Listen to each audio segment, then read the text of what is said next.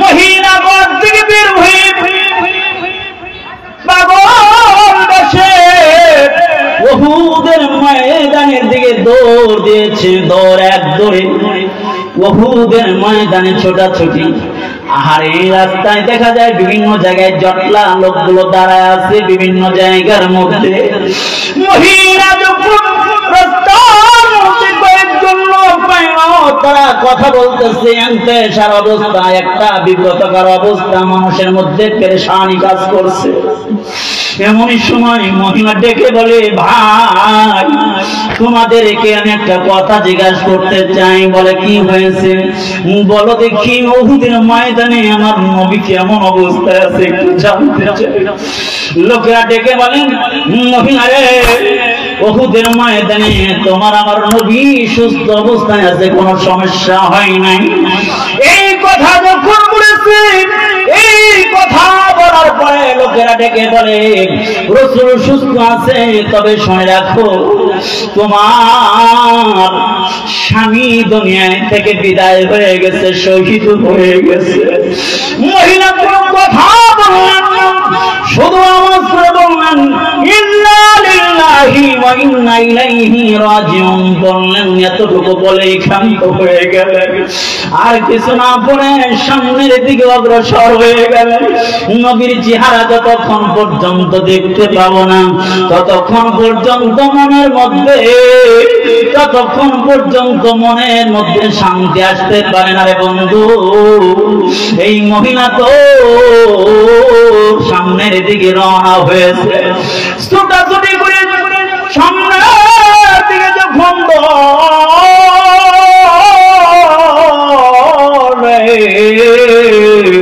কিছু দূর যাওয়ার পরে সেখানেও দেখে বিশাল বড় একটা জটলা, মানুষরা কথাবার্তা বলতেছে।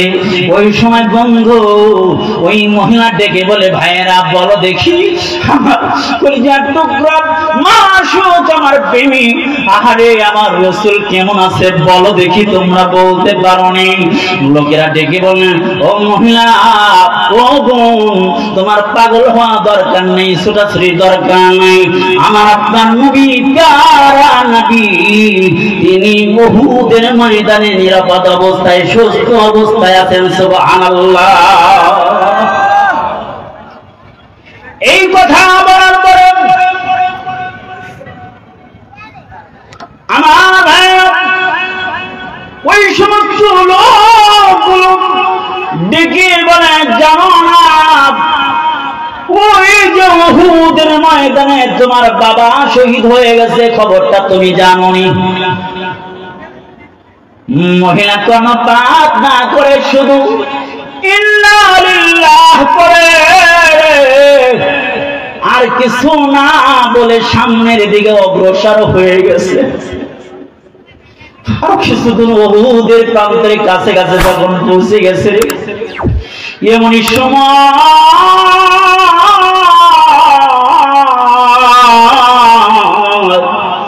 তৃতীয় আর একটা জটলা দেখলেন। ওই জটলার কাছে গিয়ে ডেকে বলে, পরেশান হায় হতাম, ডেকে বলে, ও আমার ভাইয়া বলো তো দেখি আমার নবীজির কি অবস্থায় আছে, নবীজি কোন হালতে আছে বলতে পারোনি?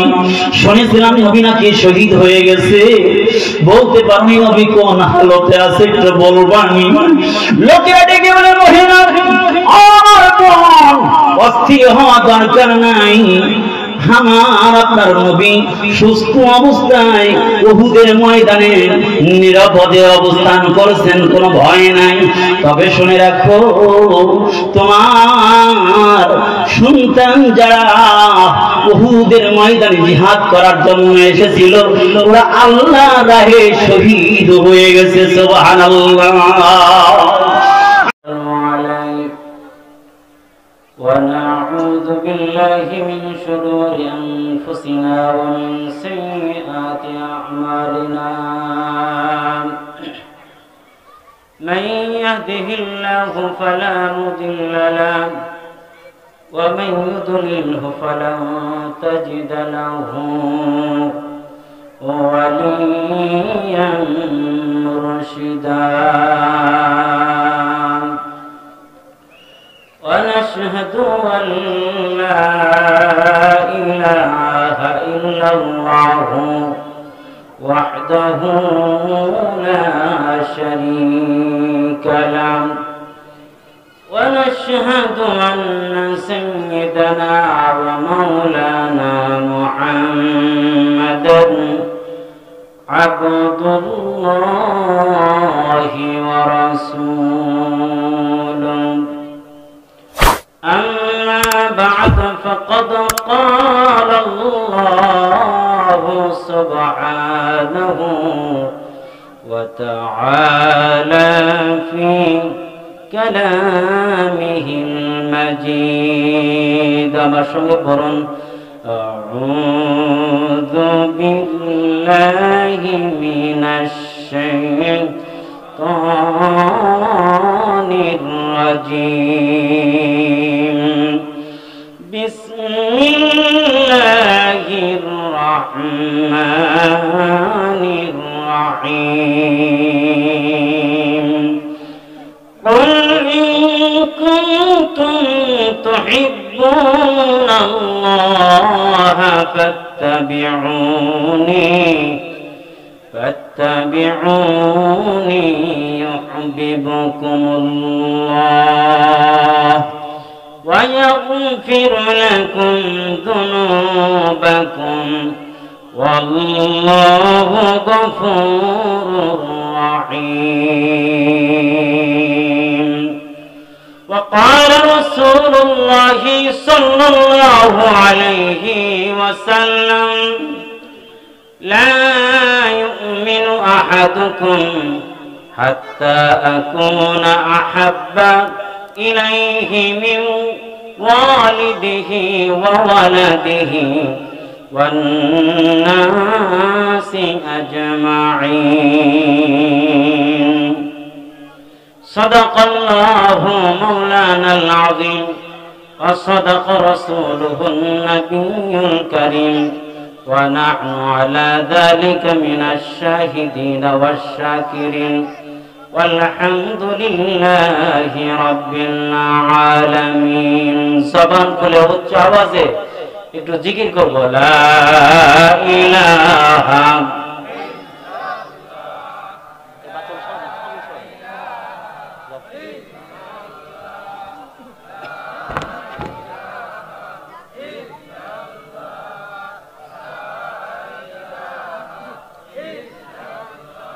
यादों में तेरे सबको बुला दो कोई न मुझको याद रहे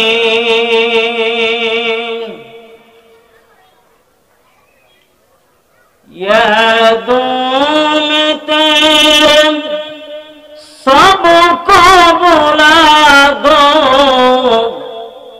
कोई न मुझको याद रहे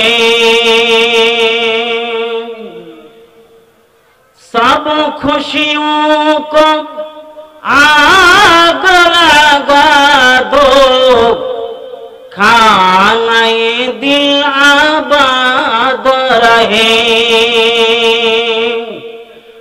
अब तो रहे बस तादों में आखिर अब तो रहे बस तादों में आखिर विरद ज़बा आई मेरे इलाह सुब्हानल्लाह अल्हम्दुलिल्लाह ला इलाहा इल्लल्लाह सुब्हानल्लाह अल्हम्दुलिल्लाह ला इलाहा इल्लल्लाह।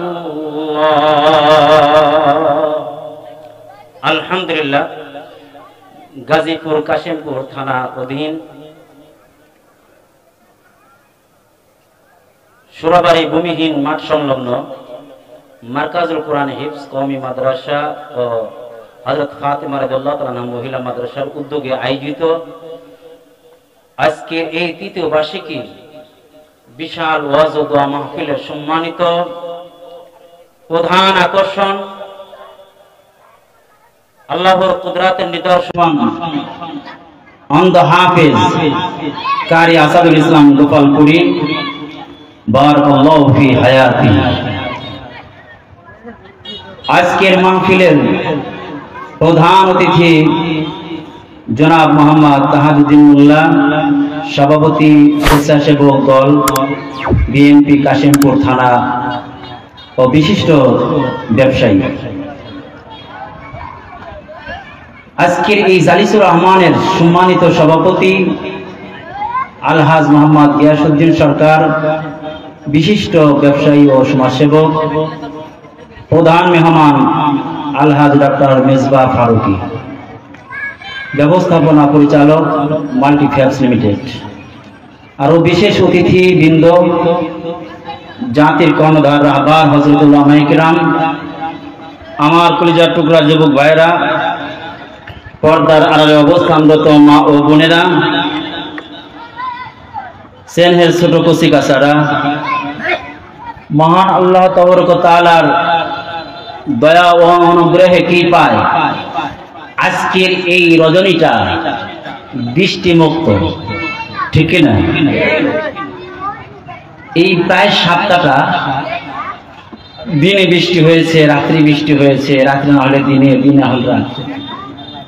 কিন্তু আল্লাহ পাকের দয়া ও হেসান ফজল ও করমে আজকের এই রজনী অত্যন্ত খুব সুন্দর। আল্লাহ পাক আমাদেরকে অনুকূলে করে দিয়েছেন যে আল্লাহ পাক বৃষ্টি মুক্ত রেখে আজকের এই পরিবেশকে স্বচ্ছ এবং সুন্দর রেখেছেন। যে আল্লাহ পাক সেই মহান মালিকের দরবারে উচ্চ আওয়াজে মোহাব্বত আর ভালোবাসা নিয়ে সবাই উচ্চ আওয়াজে বলি আলহামদুলিল্লাহ। আজকের মাহফিলে আসতে পেরে সবাই খুশি না বেজার? খুশি হয়ে থাকলে সমান তালে আওয়াজ দিয়ে উচ্চ আওয়াজে সবাই করি রব্বানা লাকাল হামদ হামদান কাসীরান তাইয়িবান মুবারাকান ফীহি। প্রশংসা কার করলাম? আল্লাহ পাকের প্রশংসা করে বান্দার জিন্দেগি শেষ হবে, কিন্তু প্রশংসা হক আদায় হবে না।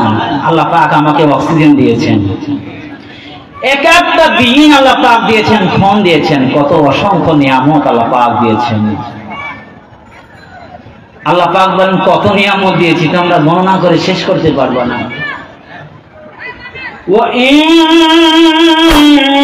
তাউদ্দু নি'মাতাল্লাহ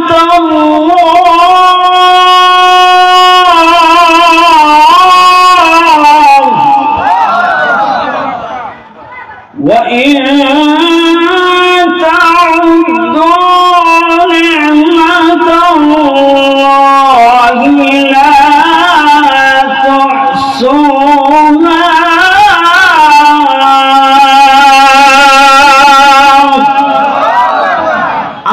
বলেন এত নিয়ামত আমি তোমাদের জন্য তৈরি করে রেখেছি বান্দা, ডিস্ট্রিবিউশন প্রত্যেকটা মুহূর্তে তোমাদের জন্য আমি করছি, তোমরা গুনে গুনে শেষ করতে পারবা না। সবাই উচ্চ আওয়াজে বলি আলহামদুলিল্লাহ, আল্লাহু আকবার। আল্লাহ পাক কত নিয়ামত দিয়েছেন আমার ভাইরা। যে নিয়ামতগুলো দিয়েছেন পরকালে যদি আল্লাহ পাক বলে এক একটা নিয়ামতের হিসাব দাও, সুম্মা লাতুসআলুন্না ইয়াওমাইযিন আনিন নাঈম।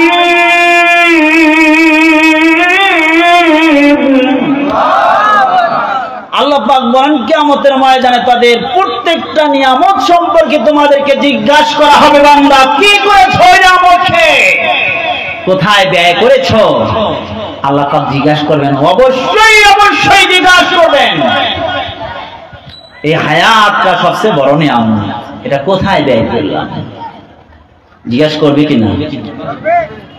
আল্লাহ পাক বলেন জিজ্ঞাসা করবেন। তাহলে যদি জিজ্ঞাসা করে ফেলেন তাহলে কি উপায় আছে? বান্দার জিন্দেগীর আমল দিয়ে জান্নাতে যেতে পারবে না।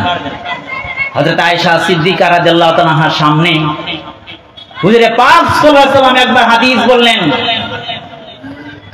হুজুরে পাক সাল্লাল্লাহু আলাইহি ওয়াসাল্লাম বললেন, এই তোমরা শোনো, তোমাদের কোন আমলে তোমাদেরকে আল্লাহ জাহান্নাম থেকে, গজব থেকে তোমাদেরকে রেহাই দিতে পারবে? আল্লাহ রাসূল বললেন, লাইয়ুন জিয়া আহাদাকুম আমালুহু। আল্লাহ রাসূল বলেন, কখনো তোমাদের আমল তোমাদেরকে মুক্তি দিতে পারবে না। এই কথা যখন রাসূল বললেন, হযরত আয়েশা সিদ্দিকার সাথে সাথে প্রশ্ন করে বসলেন। হযরত আয়েশা বলেন, ওয়ালা আনতা ইয়া রাসূলুল্লাহ। হযরত আয়েশা বলেন, ইয়া রাসূলুল্লাহ, আপনিও কি আল্লাহ তাআলার দয়া ছাড়া আপনার আমলে কি আপনাকে জান্নাতে নিতে পারবেন? আপনি কি আপনার আমল দিয়ে বাঁচতে পারবেন না? আল্লাহ রাসূল ডেকে বলে, ও আয়েশা রে, আমার আমল দিয়ে আমি জান্নাতে যেতে পারবো না, তবে শুনে রাখো, ইল্লা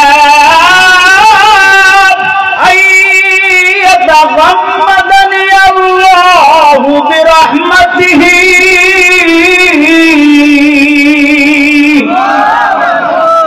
আল্লাহ রাসূল ডেকে বলে, আয়েশা রে, তবে শুনে রাখো, আল্লাহ পাকের দয়ার চাদর আমাকে বেষ্টন করে ফেলবে। সুবহানাল্লাহ। এই জন্য বন্ধু, সহজে কেমনে জান্নাতে যাওয়া যাবে? আল্লাহ তাআলা রাস্তা বাতলায় দেন, আল্লাহ তাআলা জানা দেন। হে নবী, আপনার উম্মতদেরকে বলে দেন, কুল ইন কুনতুম তুহিব্বুনাল্লাহ,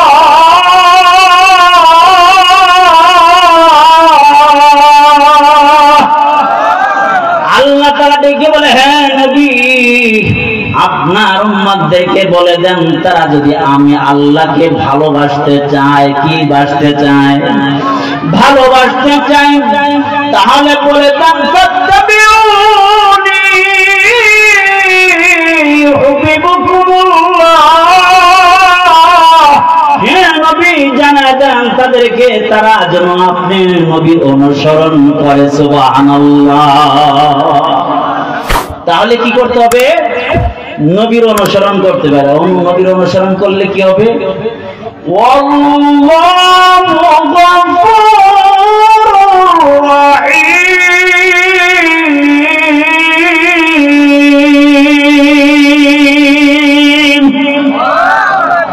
আল্লাহ পাক ক্ষমা করে দিবেন, জিন্দেগীর গুনাহগুলো মাফ করে দিবেন। সুবহানাল্লাহ। তাহলে সহজে আমরা জান্নাতে যেতে হলে, আল্লাহর ভালোবাসা পাইতে হলে অনুসরণ করতে হবে কাকে? এত আস্তে বলতেছেন, রাগ করছেন সবাই? আরো জোরে বলেন, অনুসরণ করতে হবে কাকে? দুনিয়ার কোন নেতার অনুসরণ করতে হবে? কোন নেতা? রাসূলুল্লাহ সাল্লাল্লাহু আলাইহি ওয়াসাল্লাম, মুহাম্মদ রাসূলুল্লাহ সাল্লাল্লাহু আলাইহি ওয়াসাল্লামকে অনুসরণ করতে হবে। সব জায়গায়, দুনিয়ার সব জায়গায় যদি আমরা রাসূলের অনুসরণ করতে পারি, তাহলে আল্লাহর ভালোবাসা পাওয়া যাবে, রাসূলের ভালোবাসাও পাওয়া যাবে। আর আল্লাহ তাআলাকে পাইতে হলে আমরা যত রাস্তা ঘোরাফেরা করব, রাসূলের রাস্তা বাদ রেখে কোন রাস্তায় আল্লাহ পর্যন্ত পৌঁছা যাবে? জোরে বলেন, পৌঁছা যাবে? এই জন্যই তো সাহাবায়ে কিরাম রাসূলের জন্য এমন পাগল ছিল এমনকি মহিলারা পর্যন্ত রসুলের জন্য মহব্বত আর ভালোবাসা এমন অস্থির ছিল, নিজের জীবন, নিজের জান, নিজের মাল, নিজের ছেলে, নিজের স্বামী, নিজের বাবা, নিজের ভাই, সব থেকে বেশি যাকে ভালোবেসেছেন তিনি কে? মুহাম্মদুর রাসূলুল্লাহ সাল্লাল্লাহু আলাইহি সাল্লামকে বেশি ভালোবাসতেন। আমার শুরুতেই একটা কথা মনে পড়লো, সাহাবায়ে কেরাম যেরকম ভাবে রাসূলকে ভালোবাসতেন, মহিলারা রাসূলকে এরকম তার চেয়ে কম না বেশি ভালোবাসতেন। উহুদের ময়দানে যখন একবার সংবাদ আসলো, ভাই আপনাদের সমস্যা হইতেছে, এটা একটু খেয়াল করি। উহুদের ময়দানে যখন সংবাদ ছড়িয়ে দিল, শয়তানে মিথ্যা সংবাদ যখন ছড়িয়ে দিল, কদ কুতিলা মুহাম্মদ শহীদ হয়ে গেছে, মুহাম্মদ মারা গেছে, এই কথা যখন ঘটিয়ে দেওয়া হলো, চতুর্পাশে এই আওয়াজটা ছড়িয়ে গেছে। ছড়াইতে ছড়াইতে এমন এক মহিলার কাছেও চলে গেছে। আর মানুষজন যখন শুনতে পেল মুহাম্মদ মারা গেছে, শহীদ হয়ে গেছে, তখন তো মুসলমানদের মধ্যে একটা বিব্রতকর অবস্থা, ছুটাছুটি, দৌড়াদৌড়ি, কেউ ময়দানে আছে, কেউ বাড়ি থেকে ময়দানের দিকে আসতেছে, কেউ পালাইতেছে, এক একটা অবস্থা একদম বিদ্যুৎ, একটা বিব্রতকর অবস্থা, ভয়ঙ্কর এক অবস্থা দাঁড়িয়েছে। শুধু একটা রাসূলের কমান্ড না মানার কারণে, শুরুতে রাসূলের একটা কমান্ড না মানার কারণে, এই ভুলের কারণে এই অবস্থাটা তৈরি হয়। এই আওয়াজ যখন বুঝতে বুঝতে একদম গ্রামে চলে গেছে, একজন মহিলার কাছে আওয়াজ যখন চলে গেছে, যেই মহিলা বাবা, স্বামী, ভাই, সন্তান সহ উহুদের ময়দানে চলে গেছেন জিহাদ করার জন্য, এই মহিলা যখন শুনেছে এমন আশিক রাসূল ছিল, বন্ধু রাসূলের আশিক যদি তুমি না হও তাহলে আল্লাহ তাআলাকে পাওয়া সম্ভব হবে না। চিল্লা বলেন ঠিক কিনা? বন্ধুরে তারা কেমন আশিক ছিল, একজন মহিলা হইয়া রাসূলের কেমন প্রেমিক ছিলেন। মহিলা ঘর থেকে বের হয়ে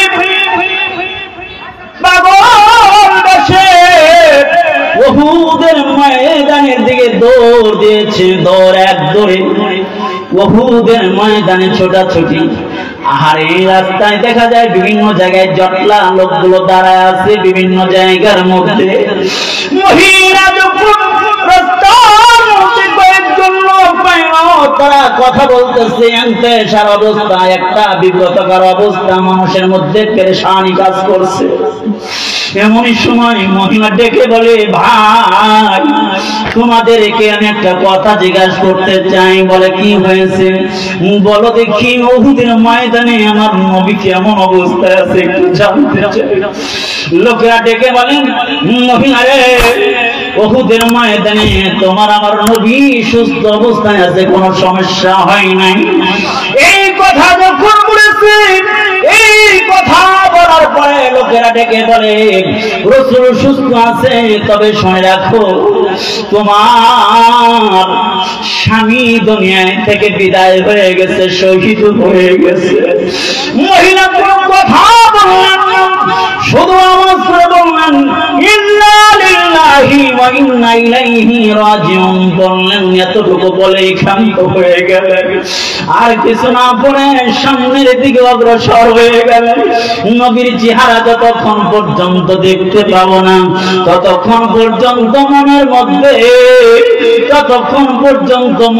মধ্যে শান্তি আসতে পারে না রে বন্ধু। এই মহিলা তো সামনের দিকে রওনা হয়েছে, ছুটাছুটি করে সামনের দিকে যখন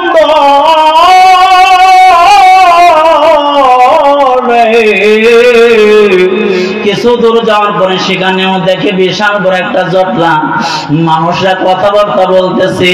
ওই সময় বন্ধু ওই মহিলা ডেকে বলে, ভাইয়েরা বলো দেখি আমার কলিজার টুকরা মাসুক আমার প্রেমিক, আহারে আমার রাসূল কেমন আছে বলো দেখি, তোমরা বলতে পারো নি।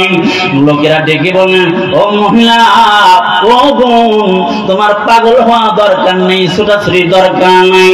আমার আপনার নবী, প্যারা নবী, তিনি উহুদের ময়দানে নিরাপদ অবস্থায়, সুস্থ অবস্থায় আছেন। সুবহানাল্লাহ। এই কথা বলার পরে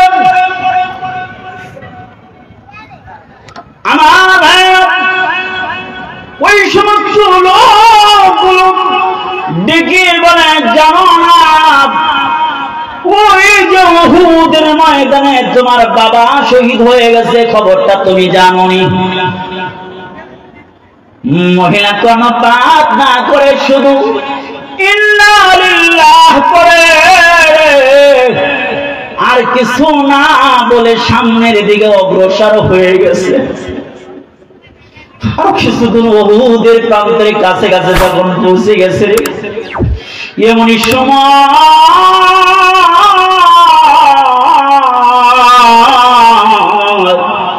তৃতীয় আর একটা জটলা দেখলেন। ওই জটলার কাছে গিয়ে ডেকে বলে, প্রেশান হায় হতাশ, ডেকে বলে, ও আমার ভাইরা, বলো তো দেখি আমার নবীজির কি অবস্থায় আছে, নবীজি কোন হালতে আছে বলতে পারোনি?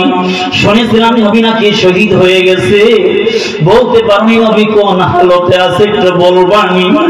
লোকেরা ডেকে বলে, মহিলা আমার বোন, অস্থির হওয়া দরকার নাই, আমার আপনার নবী সুস্থ অবস্থায় উহুদের ময়দানে নিরাপদে অবস্থান করেছেন, কোনো ভয় নাই।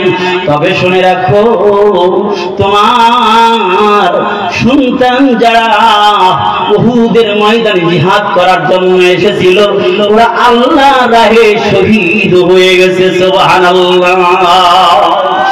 আমার ভাইরা, এরপরে ক্ষান্ত হন নাই, শুধু ইন্না লিল্লাহ করে সামনের দিকে অগ্রসর হয়ে গেছে। অগ্রসর হওয়ার পর ঠিক উহুদের প্রান্তরে চলে গেছেন। উহুদের প্রান্তরে যাওয়ার পরে বন্ধু, সেখানেও বড় বড় যেরকম মজমা দেখে আর লোকগুলো জটলা দেখে লোকগুলোকে ডেকে বলে, ও আমার বন্ধুরা, আমার ভাইরা, তোমাদের কাছে আমি জানতে চাই, জায়গা আছে একটু বলে দিন, আমাকে জানে না, বাইরে করে জানতে চাই আমার নবীজির হালতটা কি অবস্থায় আছে, বলতে পারোনি? লোকেরা ডেকে বলে, মহিলা শোনো, তোমার আমার নবী বিশ্ব নবী রাহমাতাল লিল আলামিন, তিনি উহুদের ময়দানে সুস্থ অবস্থায় তিনি আছেন। ভয় নাই রে, ভয় নাই, কোনো ভয় নাই, তোমার পেরেশান হওয়ার কোনো কারণ নাই। সামনে চলো, সামনে চলো, গেলে দেখতে পাইবা। তবে শুনে রাখো, তোমার ভাই যে নাকি উহুদের ময়দানে মুসলমানদের পক্ষ একটা বেঈমানদের বিরুদ্ধে জিহাদ করার জন্য এসেছিল, তোমার ভাই উহুদের ময়দানে শাহাদত বরণ করেছে। বলে একে একে রাস্তার মধ্যে শুনলো ছেলে শহীদ হয়ে গেছে, স্বামী শহীদ হয়ে গেছে, বাবা শহীদ হয়ে গেছে, এরপরে ভাই শহীদ হয়ে গেছে। এতগুলো ফ্যামিলির শহীদ হয়ে গেছে। এই কথা শোনার পরে তার মধ্যে কোনো বিচলিত নাই, একটাই টেনশন, নবীজি আমার কেমন আছেন? নবীজির ভালোবাসা এমন অন্তরের মধ্যে বদ্ধমূল হয়ে গেছে, এমন ভালোবাসা তার অন্তরের মধ্যে বদ্ধমূল হয়ে গেছে। দুনিয়ার সব শেষ হয়ে যেতে পারে, নবীজিকে একবার দেখতে চাই, নবীজি আমার প্রাণের নবীজিকে দেখতে চাই, জানতে চাই। আহারে, এত কিছু শোনার পরে দৌড়াদৌড়ি উহুদের ময়দানে, একবার এই প্রান্তরে যায়, আবার এই প্রান্তরে যায়, সামনে যায়, পিছনে যায়। এবার ছোটাছুটি করতে করতে দেখে এক জায়গায় কিছু লোক আছে, ওই জায়গায় আমার নবী বসা আছে। ওই জায়গায় যাওয়ার পরে যখন নবীজির চেহারা দেখেছেন, তখন শান্ত হয়ে গেছেন। এটা হইল আশিকে রাসূল, এটা হইল রাসূলের ভালোবাসা। এই কথাটাই তো রাসূল বলেছেন, লা ইউমিনু আহাদুকুম হাত্তা কুনা হাব্বা ইলাইহি মিন ওয়ালিদিহি ওয়া ওয়ালাদিহি ওয়ান নাসি আজমাইন।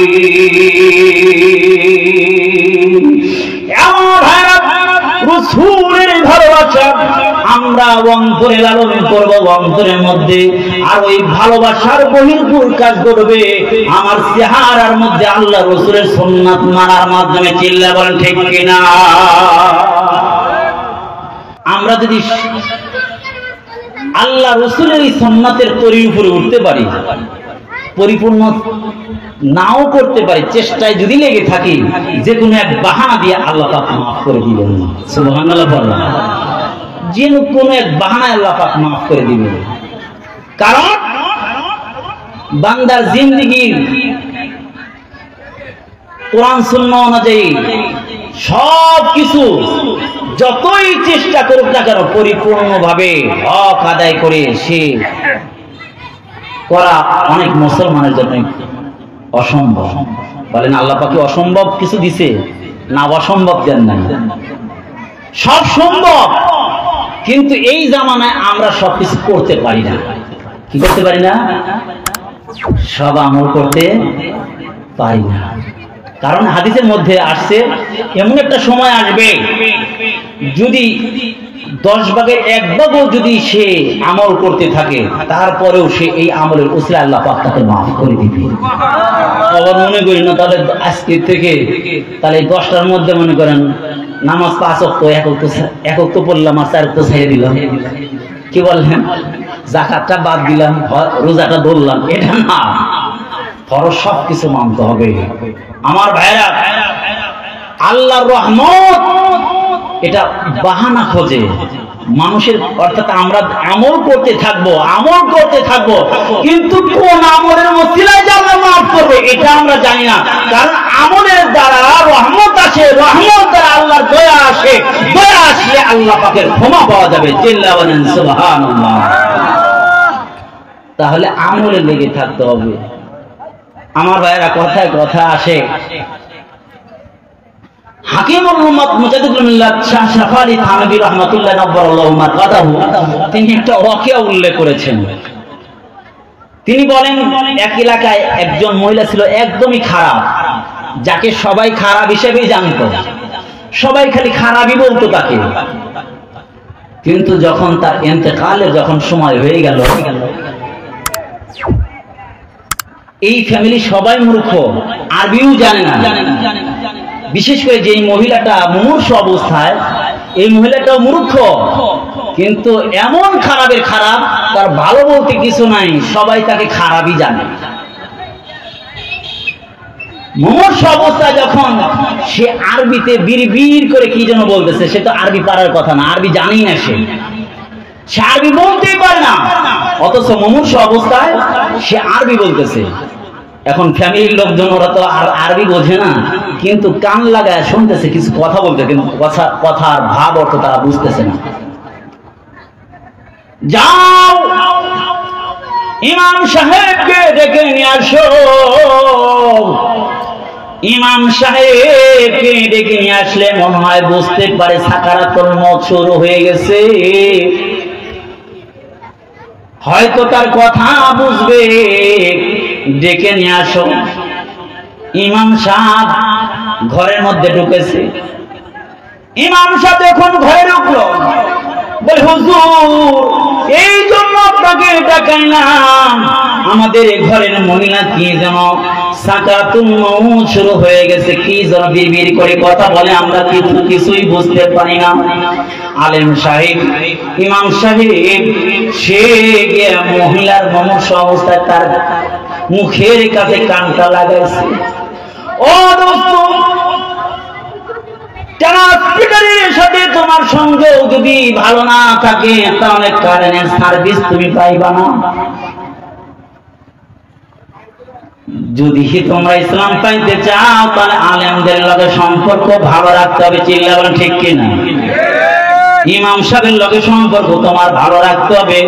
ইমাম সাহেবের যে একটা আদব আখলাক, যে একটা ব্যবহার তোমার মনোপুতন নাও হইতে পারে, কিন্তু সে তো নাইবে নবী।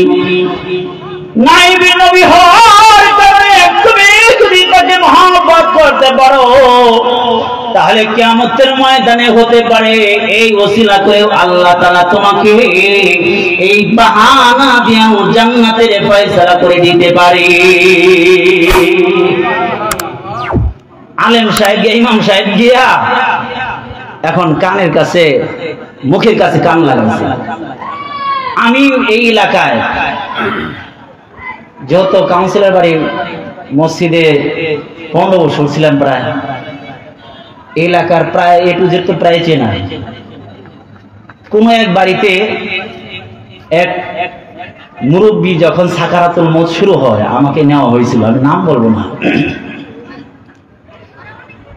আল্লাহ, আমাকে নেওয়া হলে আমি তখন বললাম, তালকিন দিলাম, বলেন লা ইলাহা ইল্লাল্লাহ, আর বলে না। আমি পেরেশান হয়ে গেলাম যে এটা বলেও তো ভুল করলাম। যতই বলি বলেন লা ইলাহা ইল্লাল্লাহ, আর বলে না। অথচ একটু পরেই তার সন্তানদেরকে ডাকতেছিলেন, সন্তানদেরকে ডাকে কিন্তু কালেমা পড়ে না। এটা আমার দেখা, পরবর্তীতে ইন্তেকাল হয়ে গেছে, আল্লাহ তাকে মাফ করুক।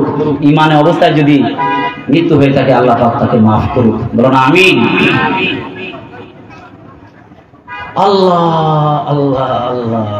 ইমাম সাহেব কানটা ওর মুখের কাছে নিয়ে গেছে, নিয়ে গিয়া দেখে শুনতেছে, সে না আরবি বলতেছে।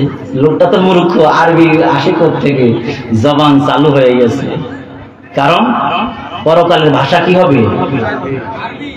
আরবি হলো রাষ্ট্রভাষা, আরবি হলো রাষ্ট্রভাষা পরকালের দেশে। এই ভাষাতেই কথা হবে, মরণ সবাই শেষে।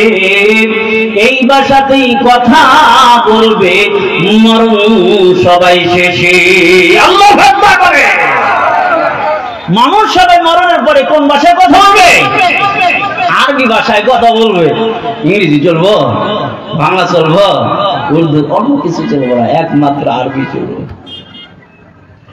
ইমাম সাহেব কান লাগা দেখি রে আরবি বলতেছে, মহিলাটা বলছে ইন্না হাযার রাজুলাইনি ইন্না হাযাইনির রাজুলাইনি